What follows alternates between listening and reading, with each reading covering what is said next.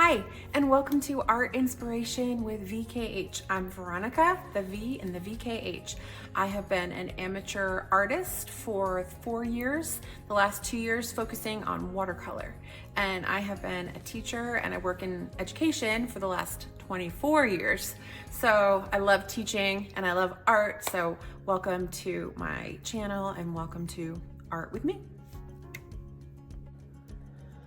Okay, so in this video, we are going to take what we did in our previous episode, which was episode 5, where we started a landscape watercolor painting, and we're going to add some details. Last time we learned wet on wet technique, which is where you take your brush, dip it in clean water, get the paper wet, not puddled, and then add color. And you can see now after we did that, this is what it looks like now that it's dried. We did the similar technique on the bottom with the start of the grass. We'll add some more details later. And we did a combination wet on wet, wet on dry technique with the water part right here in the middle. Wet on dry is the focus for today, though. I'm not going to saturate any parts of the paper. It's now dry. You know it's dry when it's not cold to the touch any longer, and this is no longer cold to the touch. It's totally dry. I let it dry overnight. Here we go. And so I'm going to get started by activating some of my paint in my palette. I'm gonna do some blues. So I'm going to dip and then swirl and get that activated. And I might even use my palette over here to add some more, get some more colors going. I'm going to want to use some, I think maybe we'll use some peaches for that too. So we're going to dip that in there, and I'm gonna make some peach. We'll also use this peach for, we're gonna have a small little beach area on this island, so that will help us there. And then I might want some more kind of browns to go in the back of the mountain. So maybe a little brown, not very much, just a little bit to get us started. And then I'm gonna want some of this turquoise in the back. Ground with our mountain, because our mountain is going to reflect the sky a little bit and the ocean. So we'll add a little bit down there, and then we can mix as we go. Okay, so I'm going to use this rounded tip brush because I'm going to start to add some details to the background. I'm going to get my brush wet using my clean water cup, and then I usually tap any excess off. Again, I don't want water droplets on here. And then let's start with this brown and start seeing what shapes we can make on the actual mountain itself. I might start with doing it like this. And then I'm going to not clean my brush. I'm going to dip it into the blue, and I'm going to do a little bit of the background like this. It can go a little bit into the sky. It doesn't really matter. And then again, do some sweeping motions. Maybe I use this turquoise and go across and make a bit of a smaller mountain going down. Like this. And then I'm gonna let that dry, and we're gonna come back to it. And we're gonna see what happens a little bit later with that.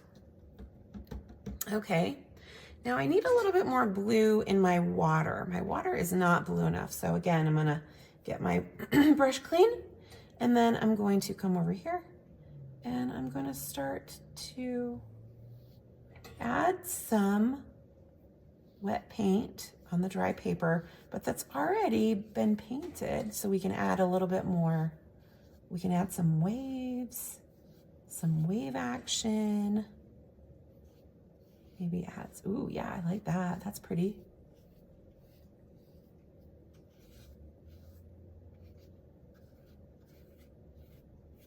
Okay, I'm gonna spread this out by getting this a little bit wet, because that's the great thing about watercolors. You can just, if you don't like how it landed, great, get it wet, spread it again.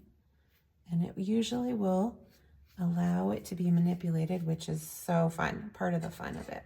Let's add some more dark color. Sometimes you're going to need to go back and get your brush wet again to reactivate it, and that's totally fine. Just get it wet, dip it in the paint, and then manipulate it how you will. I'm not working from an actual painting inspiration. We will do that in another painting. I'm just kind of playing with it so you can see the techniques.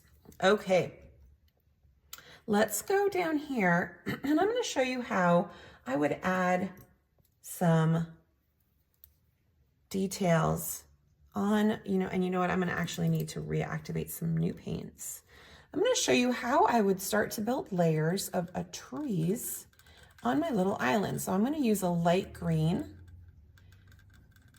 and I might put my light green over here in my palette so I can have some to pull from.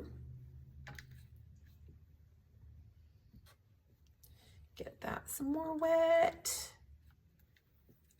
All right, I got that green to use. And now maybe I love just regular grassy green. I love that. I might activate that in there. And that's already in here, so I'm just gonna reactivate it by adding some water and some more paint color to there. We add a little bit more. Okay, we're gonna start, clean that off a little bit more so it's nice and clean. Okay, so we're gonna start by using, I love this brush. This is one of my favorite kind of brushes. It's got a square tip to it. I don't know if you can see that. I love a square tip because I can do a lot of things with detail. So if I'm gonna do a tree, I'm gonna come over here and I'm just gonna start, I'm just pushing down, kind of like I'm making a Christmas tree. If this were a Christmas tree drawing. In the effect of trying to get some tree shapes going. And I'm just literally pushing down, straight down with the tip of the brush. And I'm just as if I were a little kid making a Christmas tree. And this is gonna start to build the background of some trees I can do.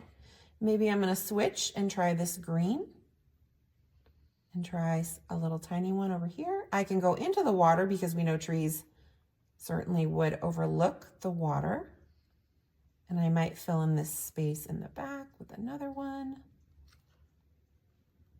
Maybe we have some right here that go up like this. And again, I'm just gonna try and bang out some shapes.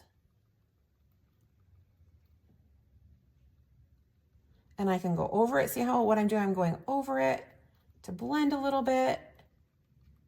And then I'm gonna let that dry, and then I will come back and add some more layers to that. Let's see how this is doing. This bottom part is cold, so I'm gonna let that go for a little tiny bit longer. And since I have my green activated, I'm gonna come through here and let's see what happens if I make some grass here in the front.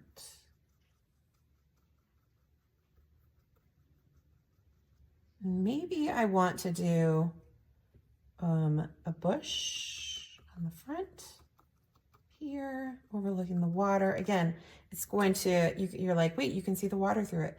Yeah, but once we add some layers up, maybe we won't be able to see the water through it. And you kind of have to think about, what you're going to see in real life. I tell you, once you start painting, you start to look at real life scenes so much differently, because you're going to be looking at, this is the background, so things are smaller, smaller, smaller, smaller, and they go up bigger up into here. So my grass might be really big over here, where if it was over here, it would be tiny, tiny, tiny. You could hardly even see it. But again, this paper is dry. This is wet on dry technique because the water is wet, the brush is wet, but the paper is dry. Okay, I need a different green. Let's try to use this dark green. I'm gonna make a little bit of a puddle right there. And let's see what happens if I go back and I add, oh yeah, that's a cool green. Go back over here and I add some more layers of this green. I like it. It's fun. It's a fun green. It's a good green to use. Okay, and then again, now I'm going to change my brush angle and I'm going to turn it so now it's flat like this instead of like this. It's now flat, and I'm going to be able to get some shorter grasses mixed in with my tall grass.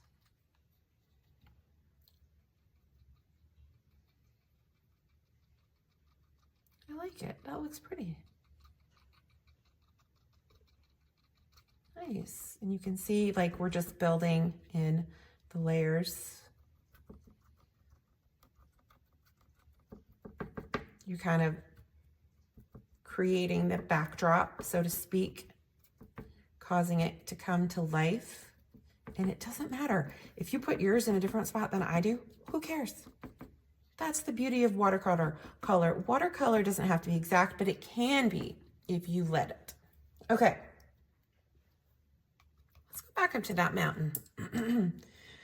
Okay, let's go back to the mountain and try adding in, wonder what would happen if we added, let's activate this purple. And just a little tiny bit. Let's see what it would do.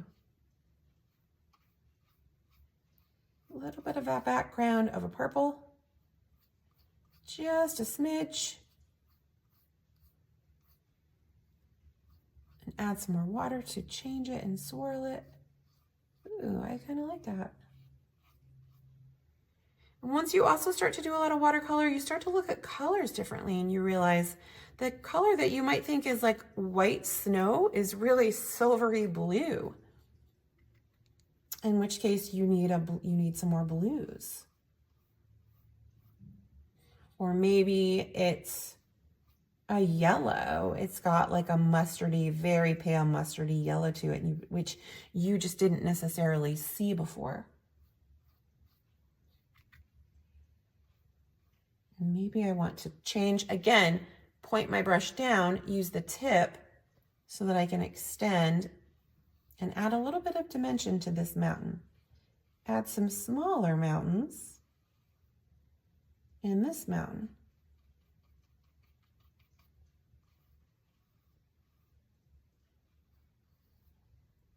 Okay. I like how that's looking so far. Clean that brush.